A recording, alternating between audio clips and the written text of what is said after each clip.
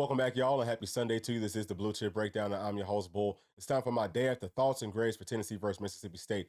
Please do us a very big favor. Make sure to like and subscribe to the channel. We're going to try to be brief today. We're going to be starting off with the coaches' grades. What y'all are looking at right now is the box score. Of course, Tennessee did win this game 33-14. And up under that, you're going to see three columns. The column on the left is going to show the total numbers for Tennessee and Mississippi State. The column in the middle will show the total offensive numbers and really all of the offensive numbers for Tennessee and Mississippi State. And then the column to the right is going to show the special teams numbers for Tennessee and Mississippi State. So I will just kind of like move through this as I'm talking so that y'all can take a look at all these numbers. But starting off with Coach Halsey and the entire offensive staff, it was very obvious coming into this game that they wanted to be, or that they were conscious of what they were putting on film for this Georgia game coming up this weekend. So we ran the football 55 times. We only passed it 22 times. Part of the reason for that is clearly going to be that Nico didn't play in the second half. So we had to kind of, be more run heavy. We wanted to get on up out of there. Players kept falling left and right. So I can understand that. I'm perfectly fine with that. And if you look at Tennessee's passing game, we did have some opportunities to throw the football down the field. I think that Nico looked good doing that. We'll get to him here in just a minute. But Gaston also did. And we had checkdowns. We had different options. Now, we didn't mix up our route combinations like we normally would in some bigger games, like we will next weekend. So, again, that was on purpose. I'm not going to beat the staff up for, being smart, for just trying to get out of a game. And, really kind of like looking ahead to the next one, knowing that you are going to win. But we did enough to win, to, put up points and all that type of stuff. So, I'm not tripping. But the one gripe that I have with the staff would most definitely be that we ran Dylan Sampson too many times. He ran the football 30 times. Obviously, he kind of got banged up in that first half where he might have ran the football 3, 4, maybe even 5 times back to back to back. You don't do that with your best player on offense, knowing that you've got a really big game coming up next weekend. I disagree with that thoroughly. We got Peyton Lewis. We all know that Peyton Lewis is an absolute and total dog. We had to burn Cam Seldon's red shirt, which I'm kind of okay with for selfish reasons, because I think that he was trying to red shirt so that he could transfer out. Now, that's pure speculation on my part. So don't, jump down my throat for that. But that's just how I felt. So Cam Seldon could have got a lot more carries. We still have Keith, who hasn't seen the field as much. Listen, running the football and really anything with the skilled players, a lot of it is going to be based off of how well can you block things. If you can block things, guys can run the football. They'll have those holes. Quarterbacks can operate better. People will get open if they have more time, things like that. So it's really about that front seven. And our offensive line, I think, did a really good job all day long. And we should have recognized that. And especially after D-Samp kind of went down, no need to bring him back. Just let him keep on resting, because we still, I think, could have won the game the way that we did without having to bring him back in. But that's just my thoughts. So I'm going to give the entire offensive staff a B+. Now, I'm going to scroll down a little bit more so that y'all can see the rest of this. But let's talk about the staff on defense. All right, so with Coach Tim Banks, he came out, I think he had a pretty nice game plan to start things off. With this team, okay, with Mississippi State, it's just like Tennessee's offense, where they're going to spread you out and put stress on your defense. You got to decide, am I going to stack this box up and stop the run, or am I going to try to dedicate more bodies to stop these passes?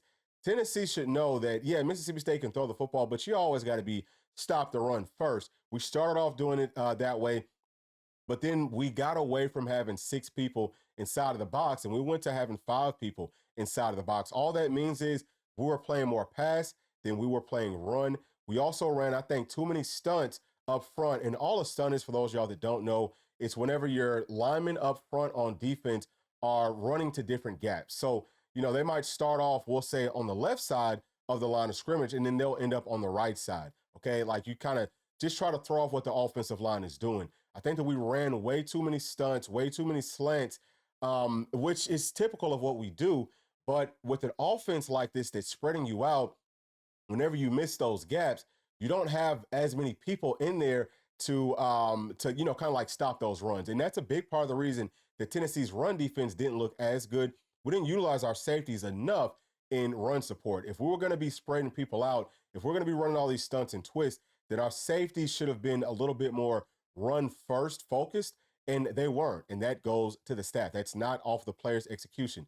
And then, last thing that I'll talk about right here that I have a gripe with us on defense was that there were times when, instead of us having 2 linebackers playing inside of the box to stop the run, we would take Arion Carter, who is our best linebacker, we put him out in coverage, and we would bring a star player in. That's a secondary player who is a pass coverage first guy. We brought them into the box and let them play almost like linebacker. I just think that was a really bad decision. I think that we tried to get a little bit too cute.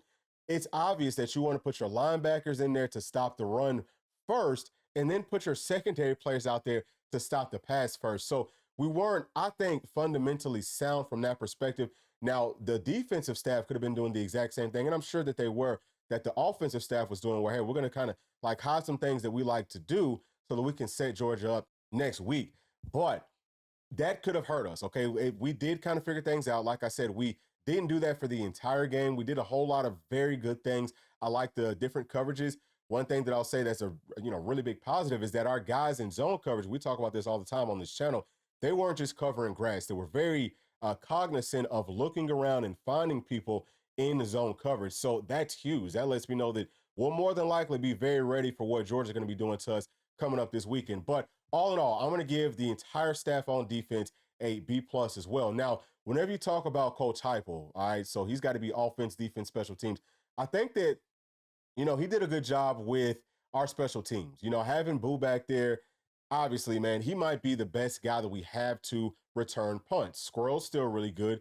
We've got other players that look really good, but Boo is just something different and something special about him. So I love the fact that we did that. I also love the fact that our kicking game really got going. Max is, he's starting to swing right. So that's a good job by Coach Hype. I think that he did manage this game well. We went for it on fourth downs whenever we needed to. And then again, man, we kicked the field goals, we punted whenever we needed to as well. So he managed the game well. I think that the entire team from top to bottom was ready for this game. You could just tell that we understood the different fronts that Mississippi State was going to be getting in when we were on offense. We understood the coverages. And on defense, we also understood the different personnel groupings. And it just really looked like we knew what we were doing on every single play. So I would give Coach Heupel a very solid A.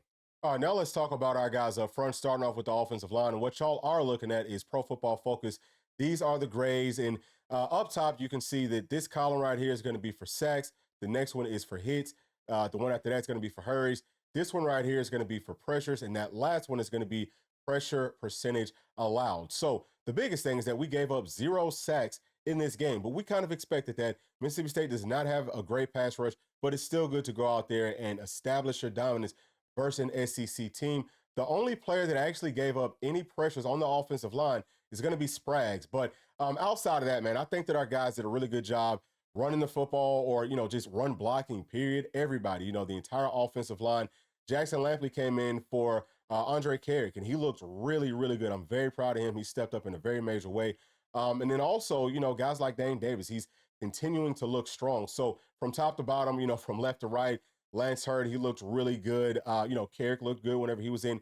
Cooper Mays was outstanding. There was times where he blocked 3 people. So he played absolutely outstanding. I think the Spraggs also played very well. Yeah, he gave up 1 pressure, but 1 pressure throughout the entire course of a football game, that is outstanding as well. John Campbell, he played pretty solid. He's the first player that I've seen, y'all, on our offensive line, especially with the starters, that got sat down. He got sat down last night. So he's got to get himself together. I don't know what the heck's going on with his knee, but clearly he's not playing at 100%. But like we talked about, Dane Davis came in, stepped up, played very well. And also down at the very, very bottom, we see that Shem Umarov did get a snap. I don't know if that came on maybe a field goal or something like that, but it's good to see that he is back and he is getting some reps. But I'm going to give the entire offensive line a very solid A because, man, they were pretty much lights out. Anytime that you give up 0 sacks and you're opening up these big old gaping holes for your running backs, you're doing something right. I also think that they play with the chip, with an edginess to them. That's what we want to see them doing moving forward this weekend.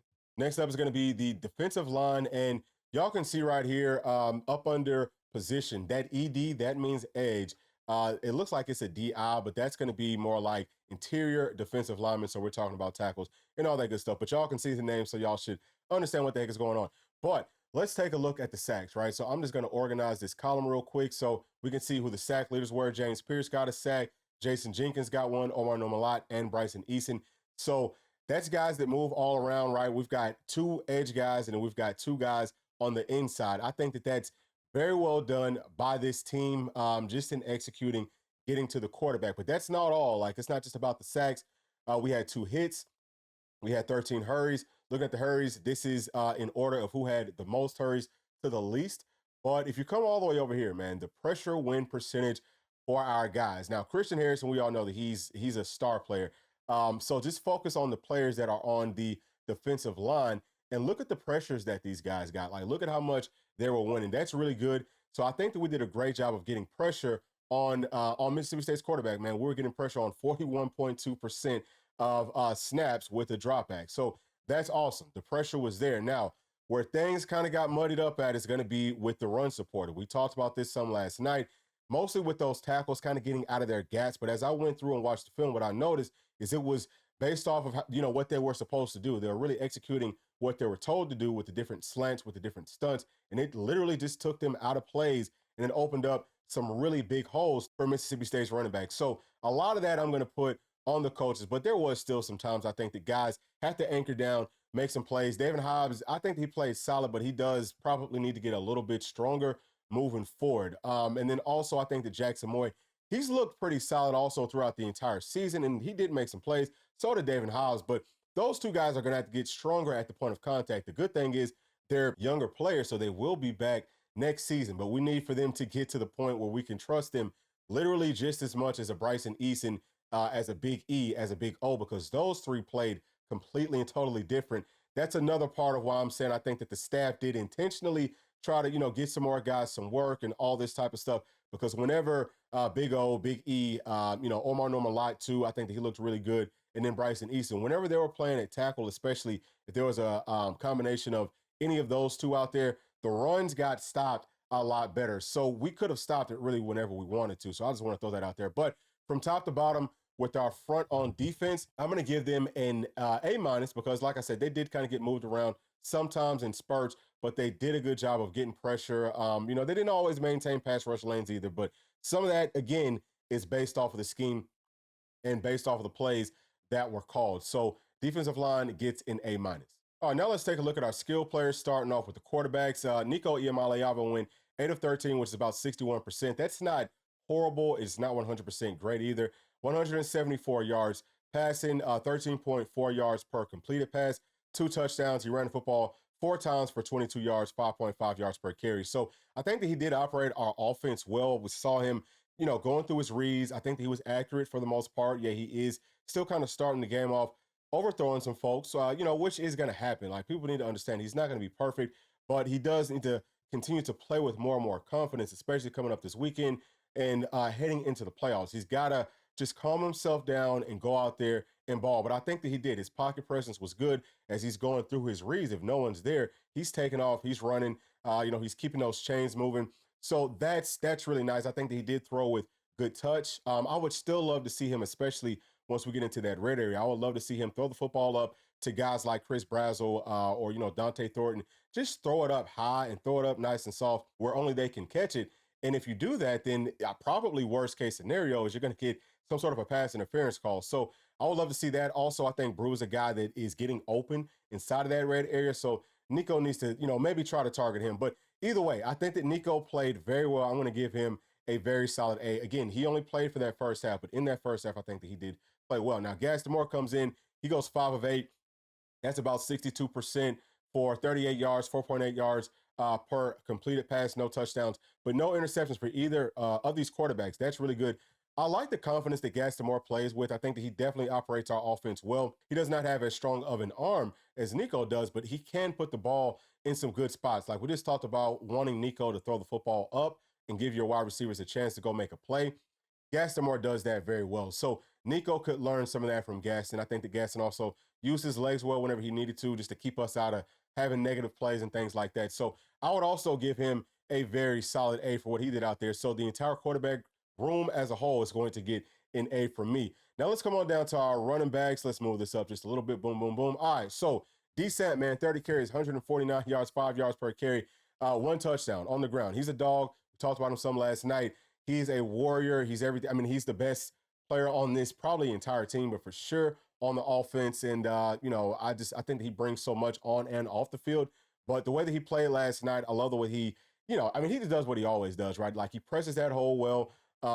He gets up the field. He runs hard. He's got to hold on to the football, though. Typically, whenever you see guys that keep on fumbling, there's a mental thing there, yeah, but he also needs to get his biceps stronger, biceps, forearms, all that type of stuff. That's going to help him hold on to the football. So the strength staff needs to either let him rest his biceps and his forearms, or they need to find a way to just implement it so that it can get a little bit tighter heading out for the rest of the season, because we can't have him fumbling every single game. That could definitely cost us in some of these bigger games. But I think that he played very well. And then also talking about guys like Peyton Lewis, 14 carries, 44 yards, 3.1 yards per carry. I think he also played very well. He's, running hard. He couldn't get into the end zone on that 1 4th and goal play, but Miles Kittelman missed a block right there. I mean, you've got to be able, and well, honestly speaking, actually, as I watched it, I was like, okay, Peyton really could have bounced this out, but he's taught to do a certain thing. He's taught, hey, look, we only need 1 yard. Go get us that one.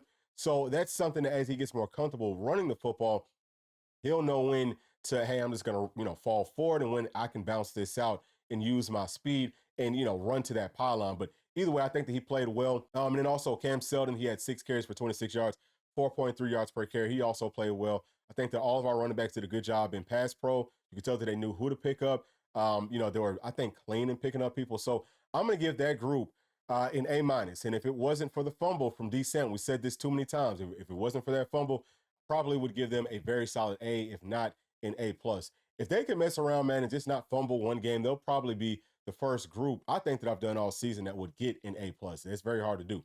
All right, so on to the receivers. Dante Thornton balled out, 3 catches, 104 yards, 1 touchdown. We all know he's our best wide receiver right now. He's one of the best players on this team. Just very, very consistent. He's tough. He's a dog. He's got great speed. We need to try to target him a lot more. 3 catches to me ain't enough, especially if, he's going to be getting 34.7 yards per catch. Squirrel finally gets inside the end zone. He looked good. 3 catches for 63 yards. I would love to see him, with that touchdown catch that he had in the end zone. I'm kind of like nitpicking here, but you got to stay on your feet. Like, you could just tell that he's not used to scoring touchdowns anymore because of the way that he, dove and falls all down. Like, we got to get him a lot more comfortable scoring touchdowns. He should expect to do it. Stay on your feet. That was a perfectly thrown football. Again, nitpicking, but Brazo, 2 catches for 17 yards, no touchdowns. I think that he played all right. Brew, 2 for 12. I think that he played well. Now, all of our wide receivers do a really nice job of blocking down the field on the outside. It was no different last night. But yeah, I would say that they did a good job. I can't think of any drops. So I'm going to give them a very solid A. Now let's talk about our tight ends. Just in blocking, they looked really good. Now, we did talk about Miles Kittelman missing that one block where Peyton Lewis could have scored like on that 1 yard line on 4th down. But outside of that, I think that they did a really nice job in pass blocking, in run blocking. You can see that there's not a whole lot of catches here from anybody, but they looked good whenever they did get their opportunities. So I'm going to give that group right there a very solid A as well. Now let's come on to our defense. First and foremost, y'all can see what Mississippi State did on offense, right? We held them to 92 yards passing. We did have that 1 interception, which is great. In rushing, we talked about this several times. They were able to run the football pretty much down Tennessee's throat. That's not okay. Almost 180 yards on the ground. But we did also touch on the fact that a lot of that was based off of the scheme that Tennessee was running. So I'll just kind of let y'all look at these stats, and I'll tell you my thoughts, starting off with the linebackers. I think that they played pretty well. There's a couple of guys. So AC, I think that he did a pretty good job. There was one play where I don't know what the hell he thought he was doing. He just ran out like he was going to be playing coverage when he's supposed to be playing inside of that box. I think that he felt like he had a beat on that play, and he didn't. You've got to do, what you're really supposed to be doing first. If you are a linebacker playing inside of the box, you are a run first guy. And I know that he understands that. So we can't have busts like that, because that was really big. But outside of that, I think that our linebackers, him, JT, Caleb Perry looked good too. Jalen Smith, he looked pretty solid in some spurts, but just kind of, beating the blocks. I think that we're getting more comfortable there. Understanding, hey, when we can use the speed, when we can use like a shoulder or like an elbow to try to hold somebody off, when we just have to go face up with somebody, all those different things. These young linebackers are starting to figure that out, but we could have played, I think, a lot more sound with our gap responsibilities. So I'm going to give them all in all a B. And we also did touch on, they looked a lot better in pass coverage because they were actually using their eyes to find people and not just cover grass. So that's the reason why they are going to be getting a B from me today. If it wasn't for that, it would be a B minus. Now, let's scroll down a little bit more just to make sure that y'all can see everything. All right, so right here, I'll stop right there. Let's talk about Tennessee star position. Boo Carter had an interception, okay? I think he played very well. Both of them, Boo and Christian Harrison, they both do a really good job, not just in coverage, but also coming up, making tackles, setting edges, and all of that good stuff, man. So very, very proud of them. There's not a whole lot more for me to add to it. They get a very strong A. You know what? I'm going to give them an A plus. I don't remember them doing anything negative. Well, I mean, Boo did give up that one catch, but that doesn't take away. I mean, people are going to make catches on you sometimes, so they get an A plus. Now let's talk about Tennessee safeties. I think that the safety play was good. We came down in run support well. I think Kobe Thomas did a really nice job. I think that guys like Christian Charles, he stepped up. He played very well. We didn't hear a whole lot from Will Brooks or Andre Turntime, but they both played well, whether that's in coverage or whether that's coming down in run support, understanding where to be. Very proud of that unit. Now let's talk about our cornerbacks. I think that they also played very well. All of them, every single one of them. I think that Ricky Gibson, J Mac, both of those, 3 and 6, both of those guys, they looked great. Whether that's in coverage, whether that's getting off blocks and making tackles, or at least being there to make the tackles, forcing the plays back in. I love what I saw from them down the field, up close to the line of scrimmage, jumping those screen passes and all of that. They play with an edge. They play with the confidence that I love. We also got to see some of Jordan Matthews, who I think looked really good. There was one play, and this is going to happen every now and then. There was one play where it looked like he was beat, but the ball wasn't thrown to him, but that's okay. Outside of that, he played very, very well. So I would give our cornerbacks a very solid A as well. And I believe that's going to be everybody on the team. We never really do special teams, but I want to give a big shout out to Max Gilbert for bouncing back. I want to give him an A plus for what he did. But from top to bottom, I think that this team played very well. There's a couple of things that maybe we could have switched up as far as some of the scheme stuff, some of the game plan stuff. But to be able to beat a team 33-14, holding them to the, I think, second least amount of points out of any team that they've played this entire season, and they've played Texas, they played A&M, they played Georgia, a lot of really good ball clubs. Tennessee still looks good. Tennessee looks strong, and it's time to go ahead and flip that page to Tennessee versus Georgia. So the next videos will be all about how can our Volunteers go down to Athens and dominate them doggone dogs, baby. But that's it for this one. Please let me know your thoughts. Please leave them down in the comment section. And as always, please make sure to like, subscribe, hit that notification bell, share with your friends, family, and other Volunteer fans. We'll see y'all on the next one. Thanks. Peace.